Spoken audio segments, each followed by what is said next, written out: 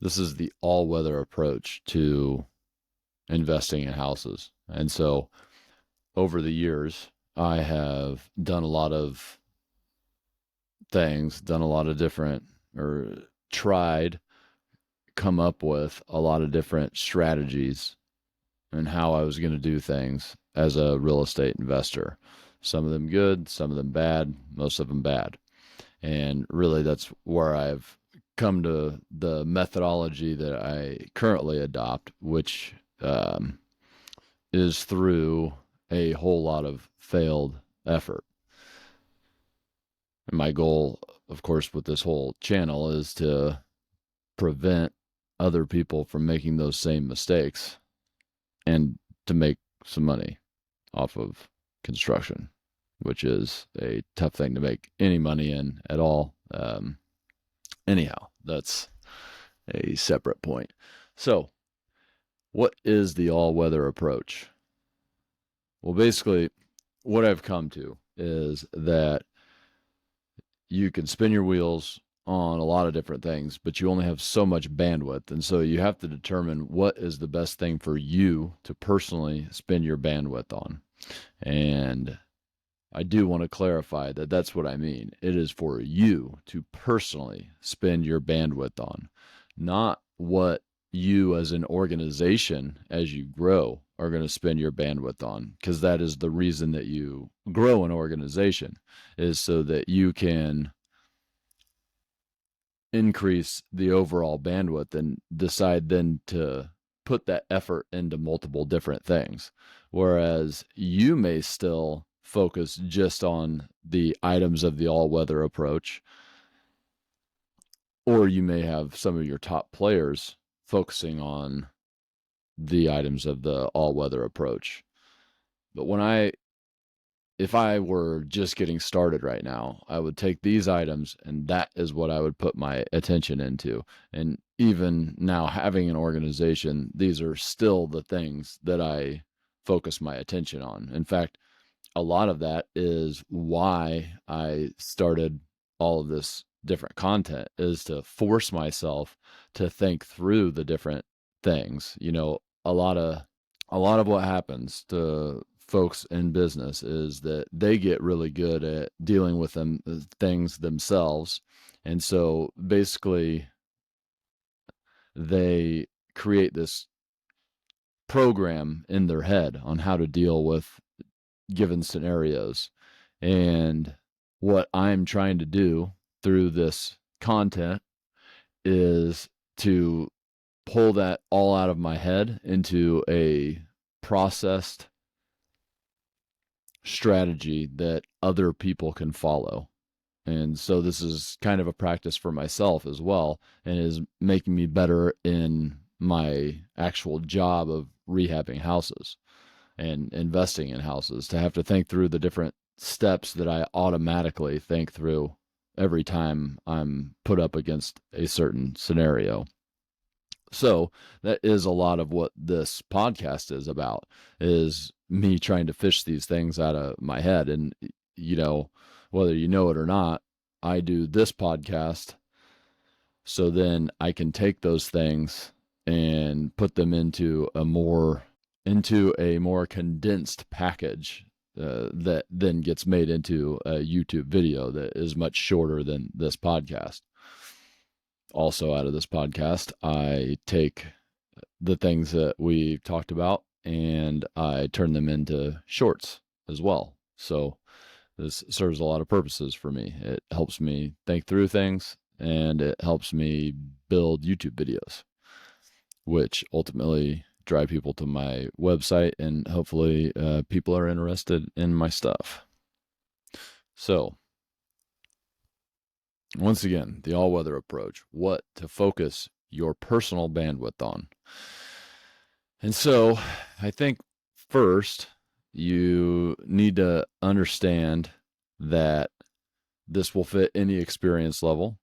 As you get more experience, you'll get better at each one of those things. And also, you need to understand that really there's 4 phases of every deal that you do. And so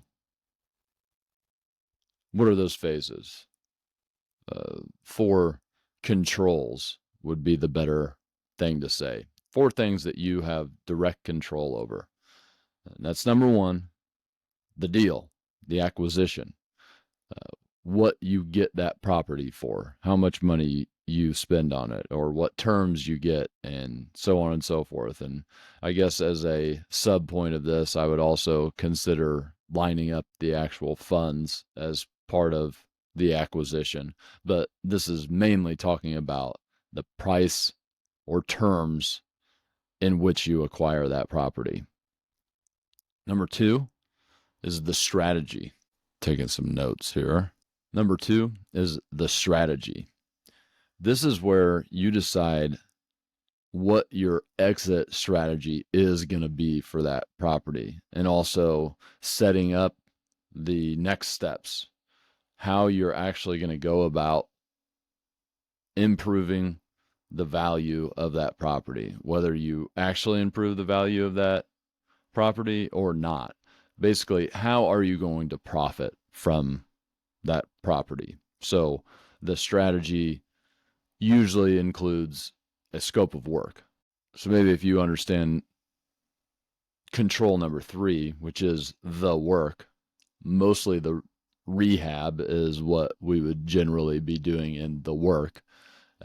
It'll help you understand the strategy. So in the work, I may be doing, in the strategy, I'm trying to decide, am I going to buy that property, do a big renovation on it, and then sell it for a higher amount? Am I going to buy that property, do a big renovation, and rent it for a higher amount? Am I going to rent it and then sell the property fully rented for a higher price? Am I going to buy the property and not do anything to it and just raise the rents? I bought it because I knew rents were lower than they should be. Raise the rents and then go sell it on the open market, or raise the rents and go refinance it? Am I going to do a slight renovation and do one of those 3 things? Those 3 things being sell it, rent it, and then sell it. Usually if you're renting it and holding it, there's going to be an appraisal and a refinance as part of the work. So now you have the work. Generally, this is landing the plane. Whatever you strategized to do, you are actually now doing it, or you're carrying out the scope of work that you have. This is what I see as the defense. So you decided what you're going to do, and now in control number 3, the work, you are making sure that happens close to the price and the timeline in which you would think it would happen, which you had planned on it happening. And so that's why I say this is defense. There's no surprises here. It should work out exactly like you thought it would. However, it usually doesn't. And so you have to be a great defender. Number 4 is the market.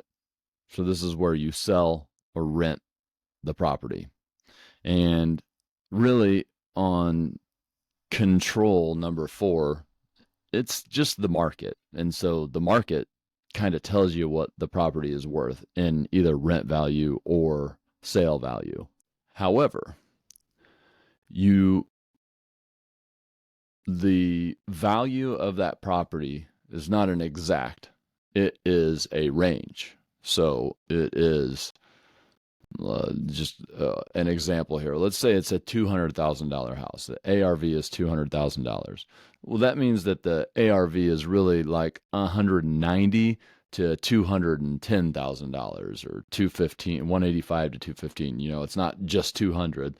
There's a range. Now, with the right vendors and the right strategy, you can get closer to the top end of that range, but you're never going over the range unless there's some people with cash that are dumb, which typically people with cash got cash because they're not dumb. So because if you're selling the house to anybody on the market, well, the bank is not dumb money, and so they're going to get an appraisal, and they're not going to give you more money than the house is worth. But once again, you can push to the top end of that range.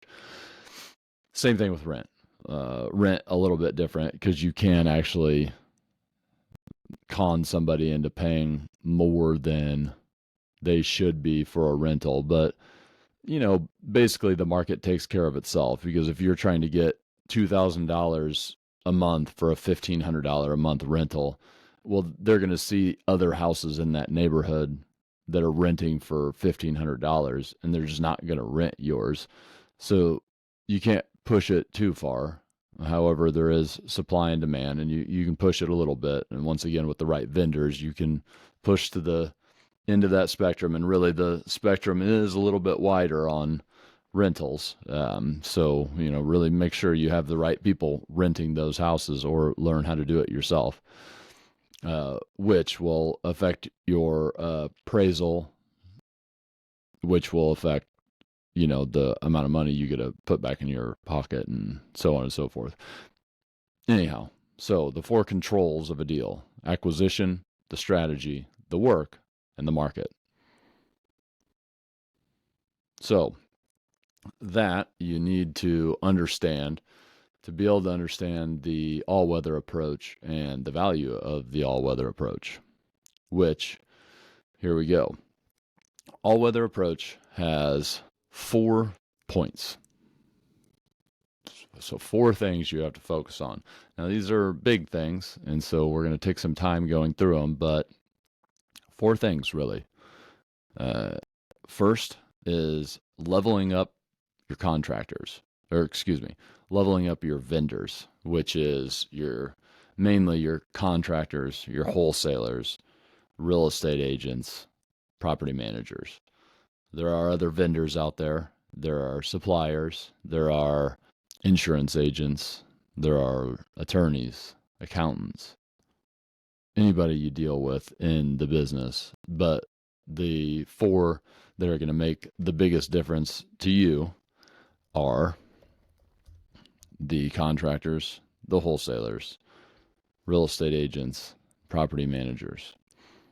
Obviously, suppliers, yes, this would be material suppliers, but they really, you're just not going to find one that's like terribly cheaper than the rest. And with material, really, you just need to find the stuff that works for each job, put it in a spreadsheet, and just buy that stuff every time. You should think about this once.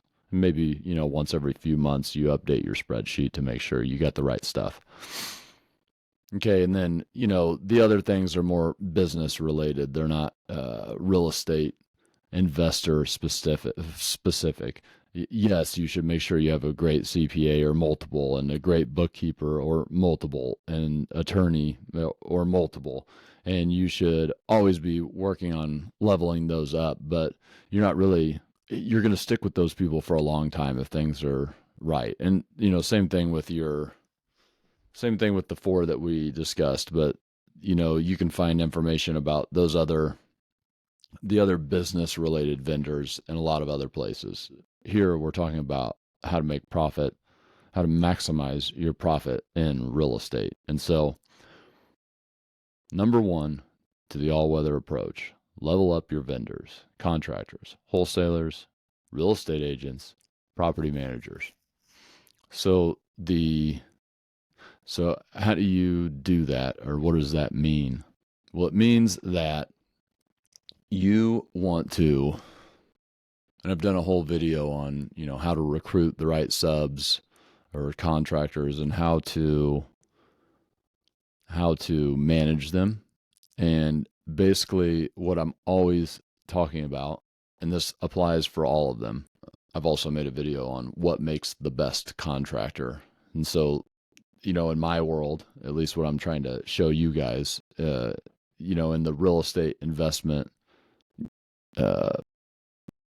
world, one branch of that is the rehab, which I feel like is kind of a underserved spot in the market, and that's really what I'm focusing my time on, which makes sense because I have a construction background and that is my main daily focus. And so, anyway, when I'm talking about vendors, I'm heavily talking about contractors, not, and don't take that weight as that's the most important vendor to be dealing with. It's the one I talk about the most because that's the niche in the market that I've decided to really focus on. And so, wholesalers are your uh, biggest focus, really, because finding the deal is the biggest focus. And, real estate agents, property managers, as we talked about with number 4, control the market. You want to make sure that you're tapping into the maximum side of that scale of what you can get for a property. So anyway, let's focus on the contractors here, leveling up your vendors.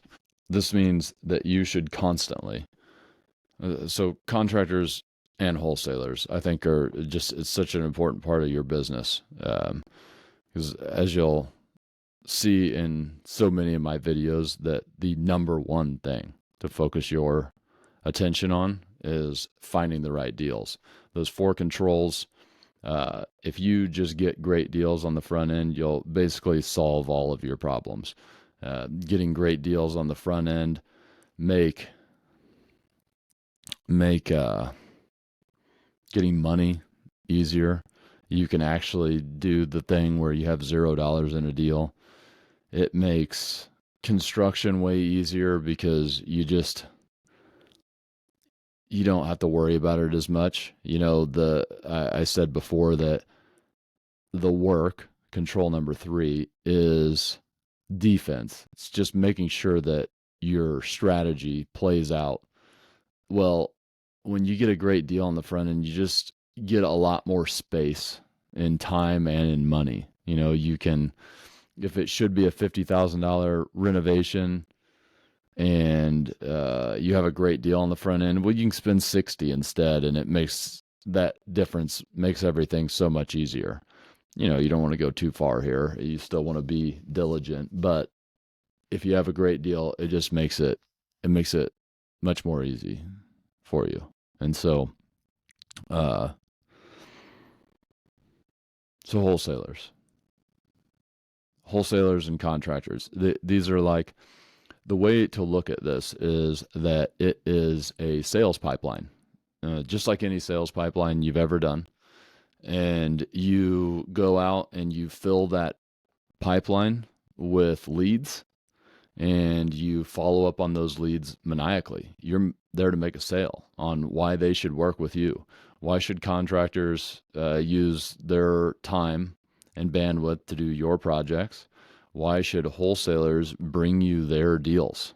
And there's a sale for both of those. For contractors, many videos on this, but it's basically that you have a consistent flow of work. You're out there buying properties all the time. You make yourself very easy to work with. You actually focus on that all the time, and you pay quickly.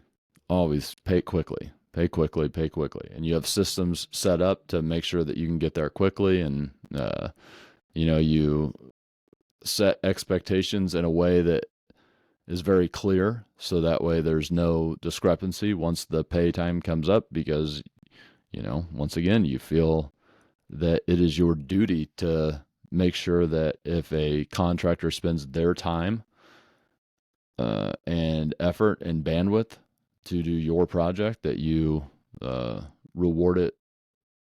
And I guess reward it is the wrong word, that you hold up your end of the deal, which is paying quickly. As for wholesalers, well, you just got to think about the pain points of wholesalers. Is they deal with a lot of people who don't know what the heck they're doing. They think they can get the money, but they can't get the money. They get cold feet. They got to do 1 million inspections, and these deals are really shaky. I've been on that side of it, and you get a deal, and like, a lot of times the reason that people are selling their house off market is because it's easy. And so, they, um, sometimes an impulsive thing, even sometimes it's not. Sometimes they just actually understand the benefits of not having to go to market. But anyhow, a deal for a wholesaler is fragile. And so a wholesaler might even give you a better deal than they would to other people if they know that you're the real thing and that you are going to carry through. You're not going to back out.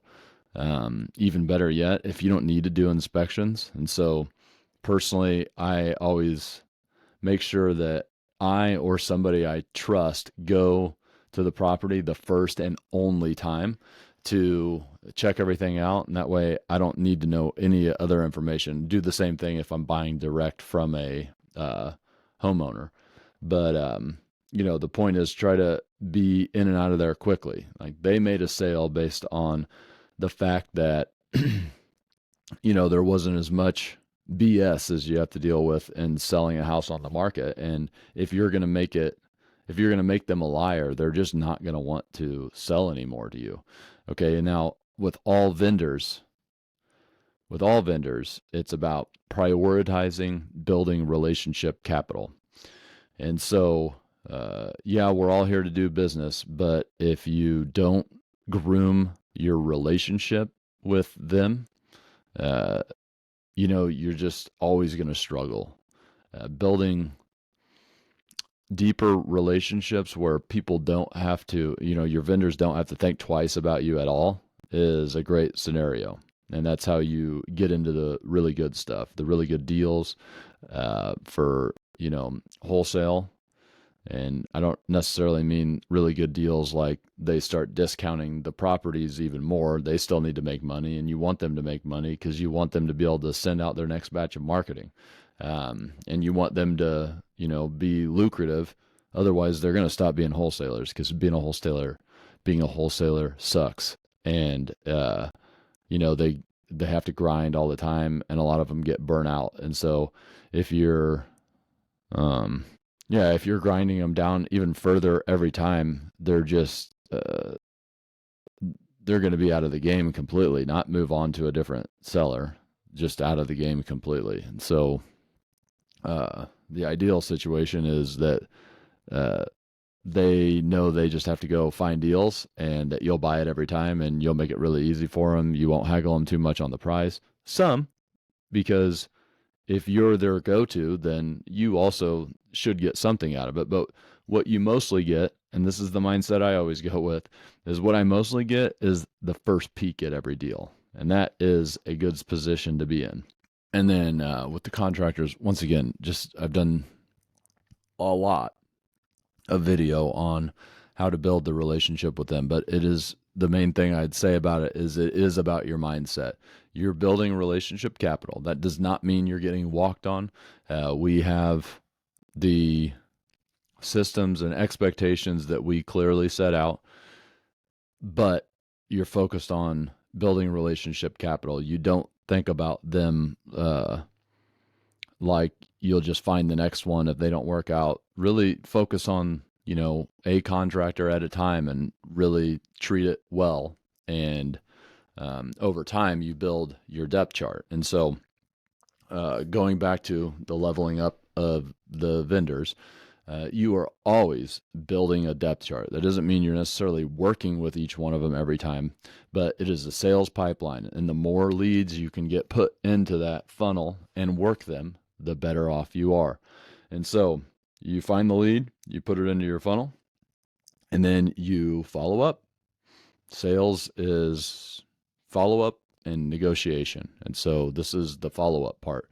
You've approached them, you've told them what your why you would be the best to work with, and then you continue to follow up. Even if they don't have a wholesale deal that you want to buy right now, or even if they're a contractor that you don't have a project for right now, you keep following up with them. So put them on some sort of drip campaign.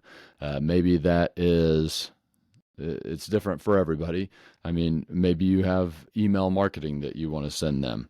That's not really personal enough, I believe, because it's not like you're going to have thousands of these guys. You're going to have tens of these guys. And so this is a small enough number where you can be more intimate and give a phone call every time, or at least a text message. And what I would do is, especially when they first come into my lead system, I would follow up with them, a couple days later. Hey, I'm Ross. I'm the guy that you met in the Home Depot parking lot the other day, driving the, X whatever truck. And, we talked about whatever it was that I actually took notes about us talking about so I could follow up appropriately. And, okay, now they remember me. That's the first touch. And then I would set a reminder to do it again a week later, and then a month later. And then every, month or so after that, I would just follow up with the guy. Hey, Mr. Potential further contractor or future contractor for us. I have some projects coming up. I have contractors that I'm working with right now that are higher in the rotation. And, as I told you, I am very focused on making sure we're a good investor to work with, or a good GC to work with for us. And, I just prioritize them, but you are next up on our list. Can't wait to get you on a project. Just wanted to follow up. Let me know if you need anything from me. And then, with the wholesalers, same kind of thing. Follow up with them just like that, and eventually they become top of your depth chart, and you make the move, and then you treat them well once you've made the move.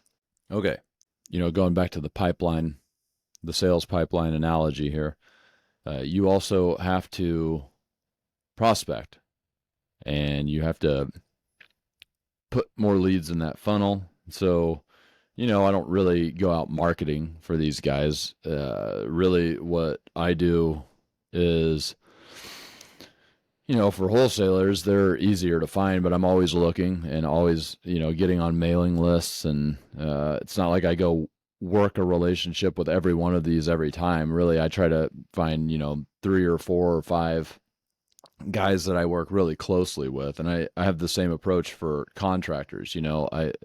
I do have a really full depth chart because we used to do a lot more projects, and so I had to have a really deep depth chart. But now I try to roll through maybe 5 to 10 in each category, and really stay up with them. And so anyway, we were talking about how do you fill the pipeline is with the wholesalers. Yeah, they're easier to find, but I'm out there looking on Facebook groups. I'm looking, always talking to people to see if I hear anybody talking about a wholesaler. You can even go to nope, can't do that. You just got to stay on the grind. That's the main thing. Same thing with the contractors.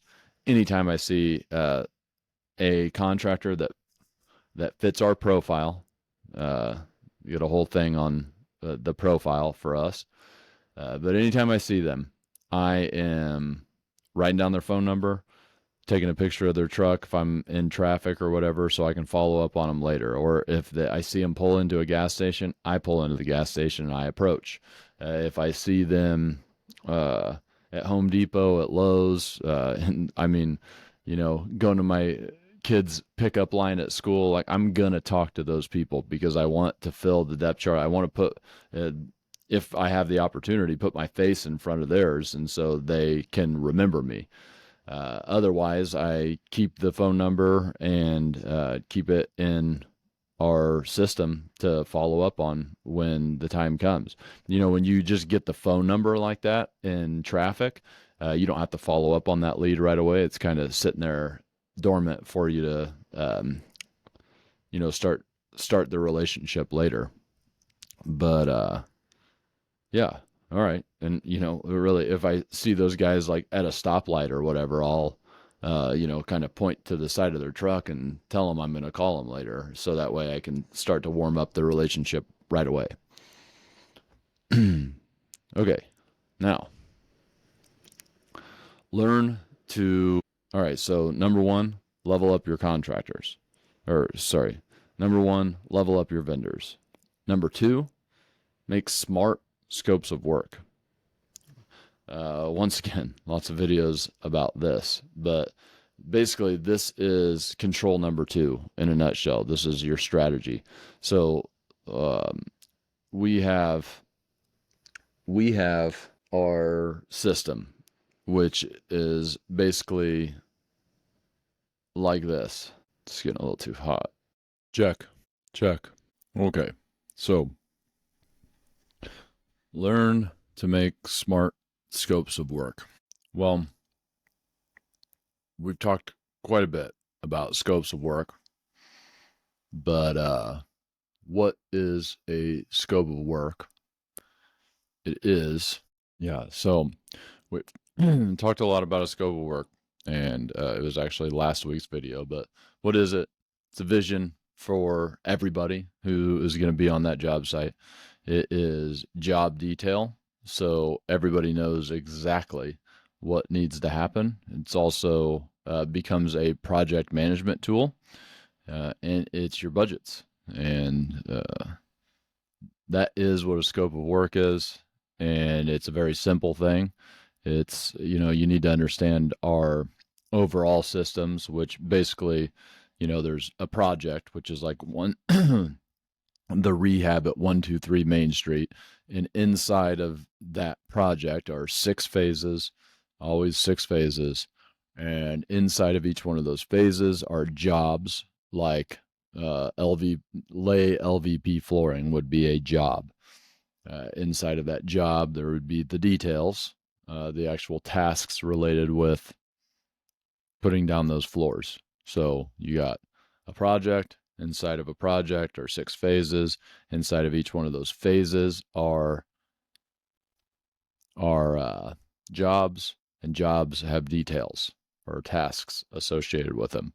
There is also one other layer, which we don't really get into until we get more advanced. But inside of each phase are multiple blocks, and we have those blocks to help chunk up work more appropriately. So when you are subbing out work or contracting out work, you could contract a whole project, you could contract a whole phase, a job, or a block, and whatever grouping of work you are contracting out, we call a subchunk.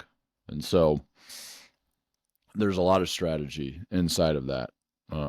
But making the scope of work in a way that makes for the best price efficiencies and general efficiency of the project, which usually equates to price efficiencies. That is the skill. Strategizing what you should and shouldn't do on that project is a skill, a very necessary skill. That is the difference between over renovation and profitable renovation. And we focus a lot of our time on scopes of work. It is the really like the heart and soul of everything we do in the rehab branch of investing, which is where a lot of your time is spent. And so you need to be very good at that. Okay. Number 3, probably the biggest one, is finding great deals. And finding a lot of great deals. And so finding great deals really ties in with the scope of work as well, because you have to be able to assess deals quickly. And that also means being able to make scopes of work on the fly. They don't need to be as detailed for this step, but being able to look at pictures of a property and knowing what it's going to cost to do the renovation is huge, because to find great deals, you're going to have to assess way more deals. It might take 10, 20, 30 assessments of a deal before you actually find one that you're willing to take the next steps on, which might be getting it under contract and or even going to the property. And so you're going to look through that many deals before you even take the next steps. And then out of the ones that you do take the next steps on, you may not close on, but 1 out of 10 of those. These numbers are totally, I'm pulling them out of thin air. Probably fairly likely the better you get at leveling up your vendors, the better deals you'll get and the more plentiful they'll be. And so you'll have to assess a lot less before, finding ones that you'll actually close on. And the better the vendors that you work with, the higher likelihood that you'll actually close on a property. But, you, it might not even be your fault or a wholesaler's fault that a deal doesn't close. Sometimes they just don't close. I think even good wholesalers only close like 60% of the deals they get. Better ones will be higher. Of course, that's an average. So, got to find great deals. Once again, I talked about this when I was talking about leveling up your vendors, because leveling up wholesalers is obviously the direct line to finding great deals. But man, if you find great deals, it just makes everything easier. When I started out, I thought that construction was where you made your money in deals and in real estate. And, really that's why I'm in construction. Is when I first started buying houses, I ran into a lot of bad contractors, one specifically that made me take the leap. And I thought that was it. If I could figure out how to do work for less money, I would totally be able to control it. And I that the control thing is true for sure, and that's why I wanted to be in real estate in the first place, is that you just have so much more control than other types of investment. I'm sure whoever is in the stock market and all this will have a totally different opinion on that. That's all right. This is my show, not yours. Uh, the real estate, why? Control. I always thought, even when I was a lot younger, that uh, with real estate, if I bought a bad deal, I could go talk to neighbors or whatever and get them to renovate their houses to make the neighborhood as a whole better. I could personally force equity into the house to make a bad deal work.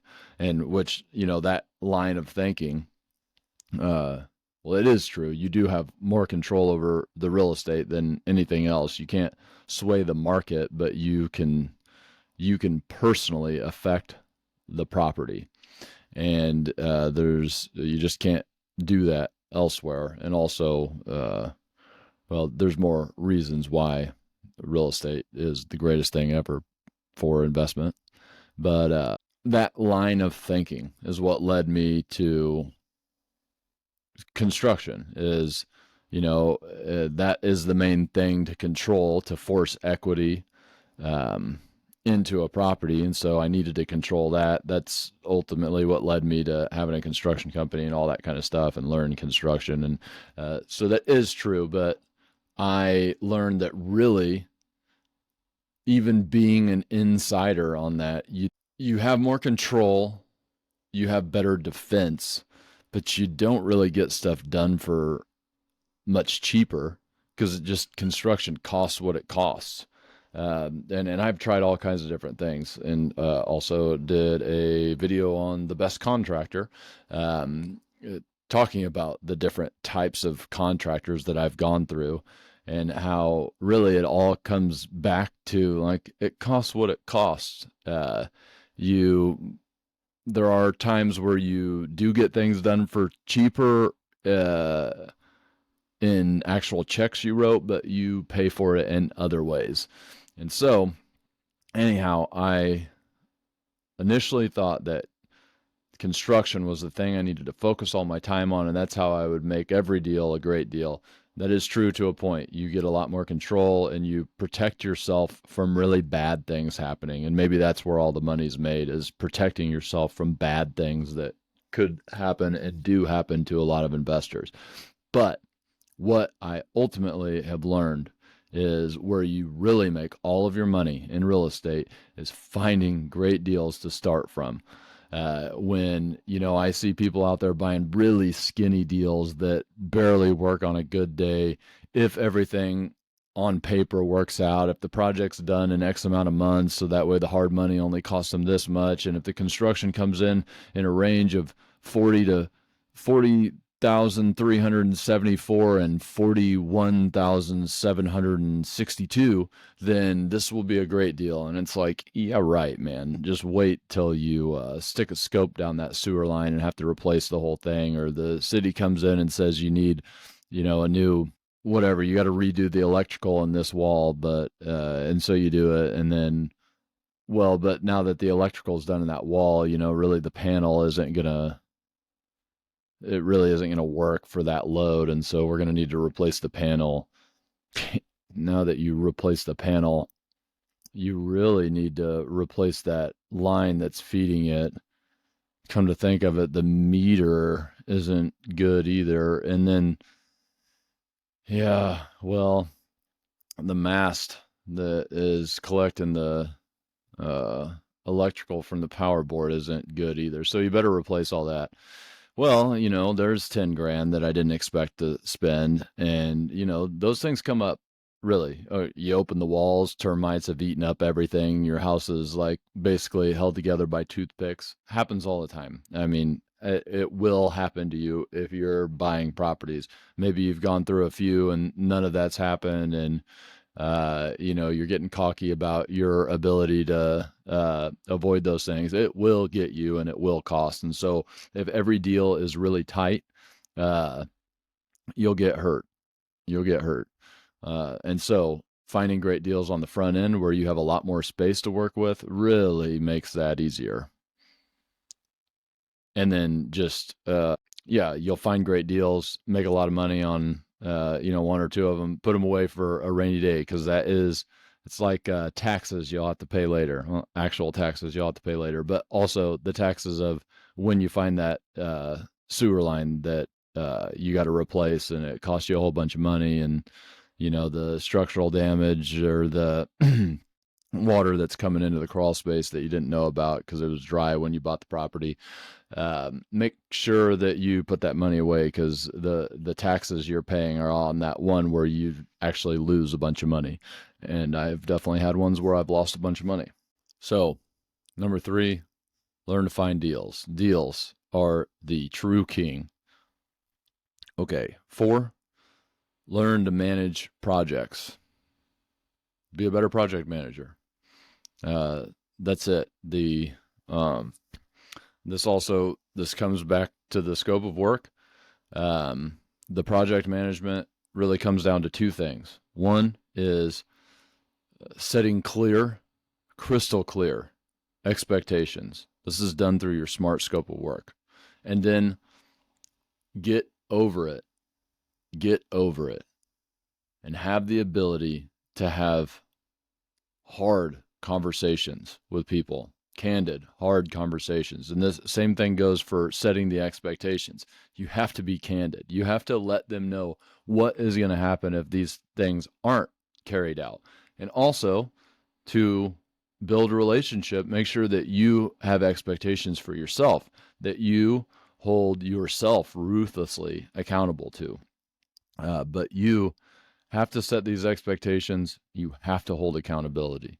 The more clearly you can communicate the expectation, the more strength you have behind the accountability. Unclear expectations, and then you try to hold ruthless accountability to it, you're just a dick. you have no ground to stand on. So make sure you give yourself ground to stand on. And this isn't so you can come back and say, I told you so. It's so you can get what you envisioned out of the project. And it's so you feel comfortable. I think about some of the conversations that I've had to have and how in times where I know I'm right and I know this is what I expected, but I don't actually know that I expressed that well enough. And I feel guilty about it, even to the point where I have to, whatever, I have to negotiate in the middle here. Whereas on the opposite side, when I know that I've been very clear in the expectations, I've written them down, I've made videos, and now I'm going to a job site to hold accountability or tell a guy I can't pay him until he gets X, Y, or Z done that we had agreed upon. It sucks that I have to do that, but I do not feel bad about it. We talked about it, and so and I've done my part, and I don't feel bad about that. So that's number one: set expectations, hold ruthless accountability to it. And two, how to project manage effectively is make sure you have the space to do it, which means you have strong cash reserves. And time is on your side. These things go together. But just, I'm not against this. I think that some people want to go really fast, and you can go really fast without being sloppy.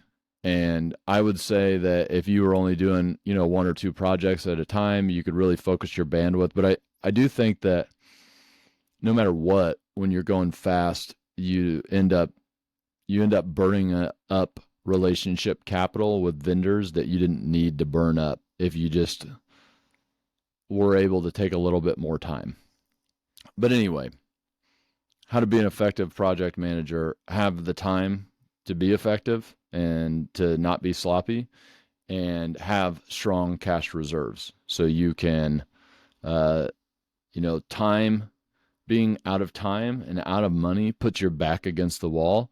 And, if you have your back against the wall, you don't make the best decision for the project. You make the best decision for the thing that's pushing you up against the wall, like time or money. And that is not what you want to do. You want to always have the space to make the correct decision for the project.